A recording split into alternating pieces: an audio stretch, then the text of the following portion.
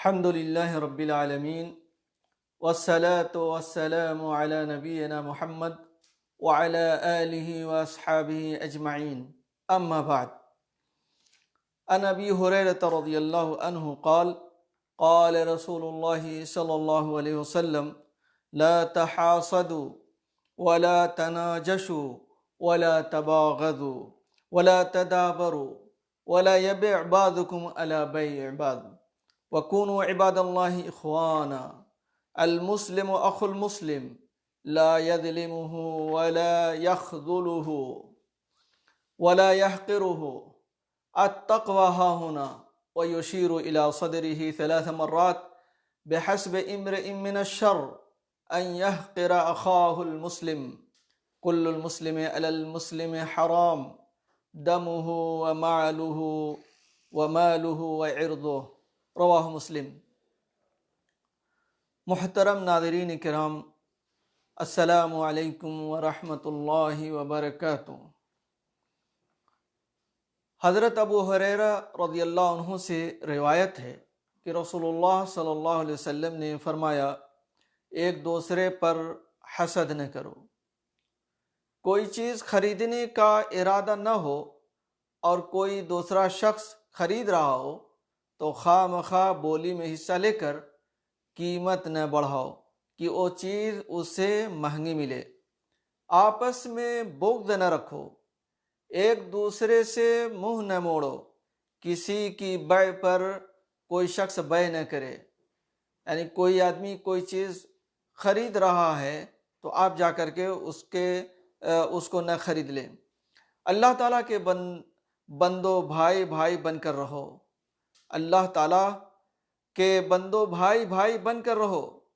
مسلمان کا بھائی ہے، وہ اس پر ظلم کرتا ہے نہ اس کی مدد ترک کرتا ہے اور نہ اسے حقیر سمجھتا ہے. آپ نے سینے کی طرف اشارہ کر کے 3 بار فرمایا تقوی یہاں ہے، التقوی ہاں ہونا. انسان کے لیے اتنا گناہ ہی کافی ہے کہ وہ اپنے مسلمان بھائی کو حقیر سمجھے. ہر مسلمان پر دوسرے مسلمان کا خون، مال اور عزت حرام ہے. اس کو امام مسلم نے روایت کیا ہے. میرے بھائیو دوستو، اس حدیث میں حضرت صلی اللہ علیہ وسلم نے سب سے پہلے حسد سے منع فرمایا ہے. نبی صلی اللہ علیہ وسلم نے انسانی معاشرے میں پائی جانے والی خامیوں اور برائیوں کا ذکر فرمایا ہے. بہت سے لوگ ان چیزوں کو معمولی سمجھتے ہیں اور نظر انداز کر جاتے ہیں، حالانکہ ان خرابیوں کی وجہ سے معاشرہ اخلاقی بگاڑ کا شکار ہو جاتا ہے. معاشرے کی اصلاح کے لیے ضروری ہے کہ ان برائیوں کو دور کیا جائے تاکہ معاشرے میں الفت اور محبت پیدا ہو اور لوگوں کے سینے سے حسد، بغض و کدورت دور ہو. میرے بھائیو دوستو، اللہ کے نبی صلی اللہ علیہ وسلم فرماتے ہیں کہ ایک دوسرے سے حسد نہ کرو.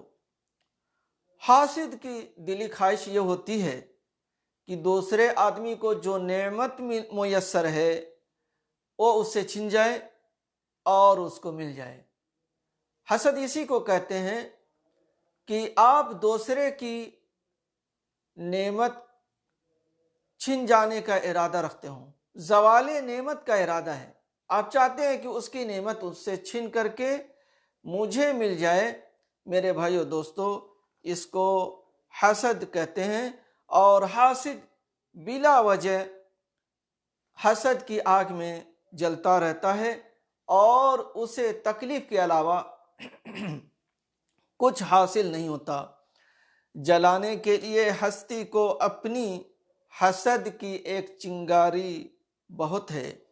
نبی کریم صلی اللہ علیہ وسلم نے حسد اور بغض کی مذمت بیان کرتے ہوئے اسے سابقہ امتوں کی بیماری بیان فرمایا ہے، بیماری بتایا ہے۔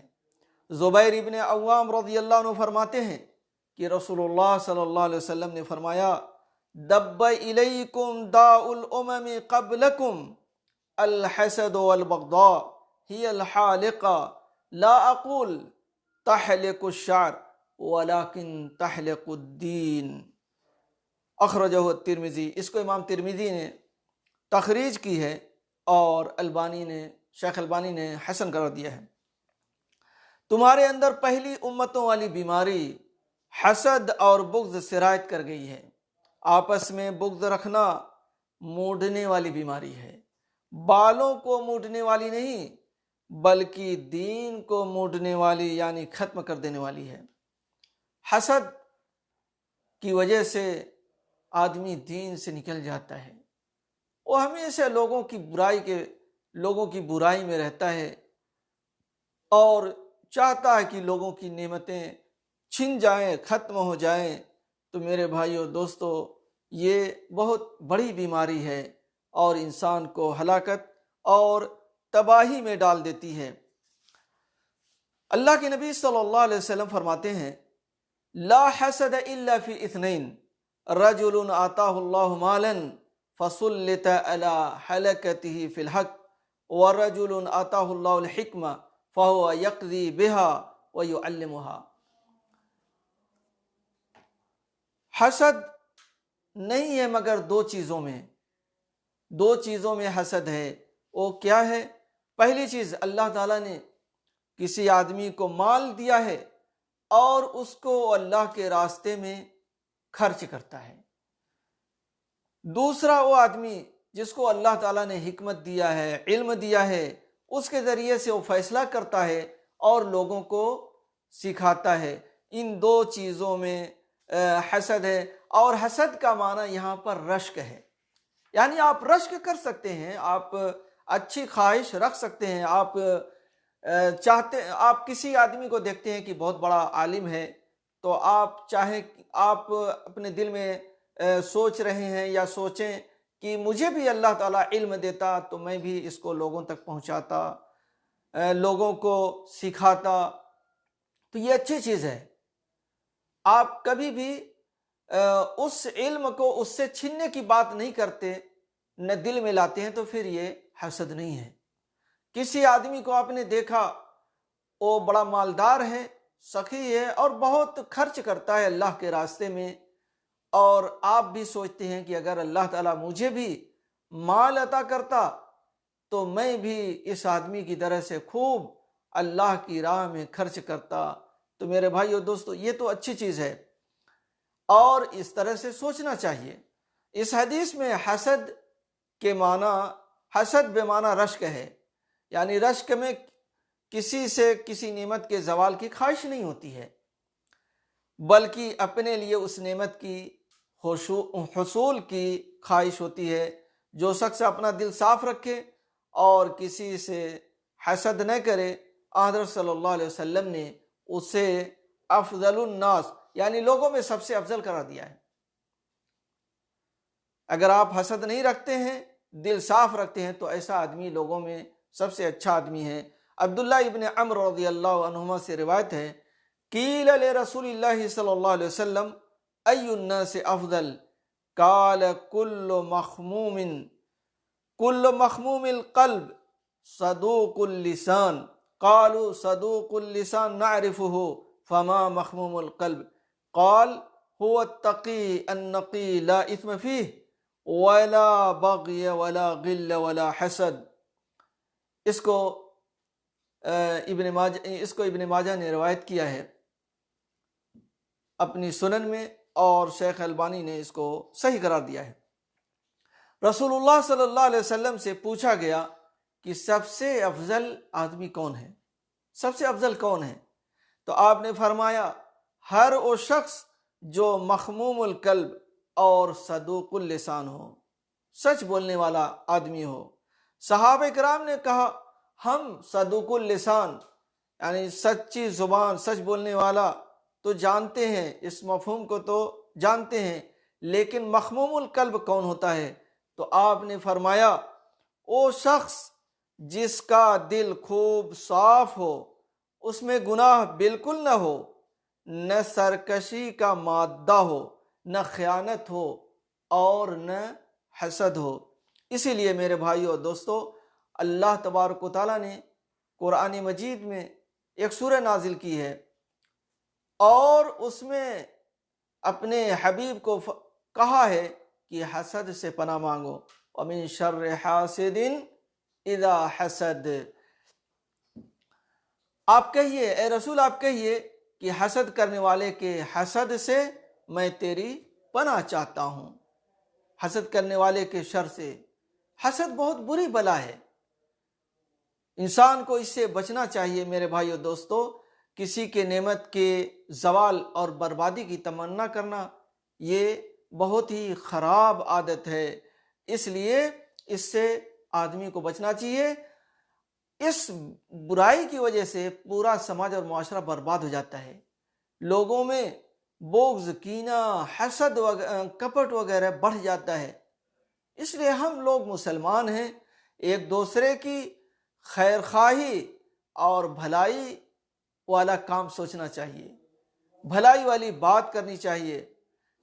کسی کی نعمت زائل ہونے کے بارے میں کبھی بھی ہمارے دل میں خیال نہیں آنا چاہیے۔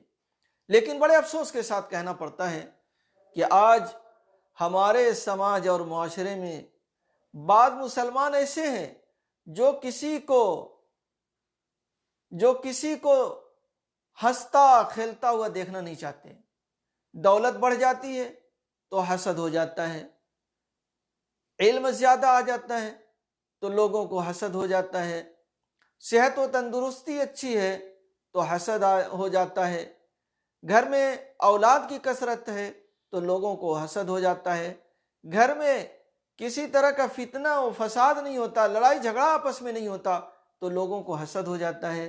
میرے بھائیو دوستو، یہ حسد بہت ہی بری چیز ہے۔ آدمی حسد کی آگ میں جلتا رہتا ہے، خود اس میں پریشان رہتا ہے، اس کی آگ میں جلتا رہتا ہے، اسے خود نیند نہیں آتی۔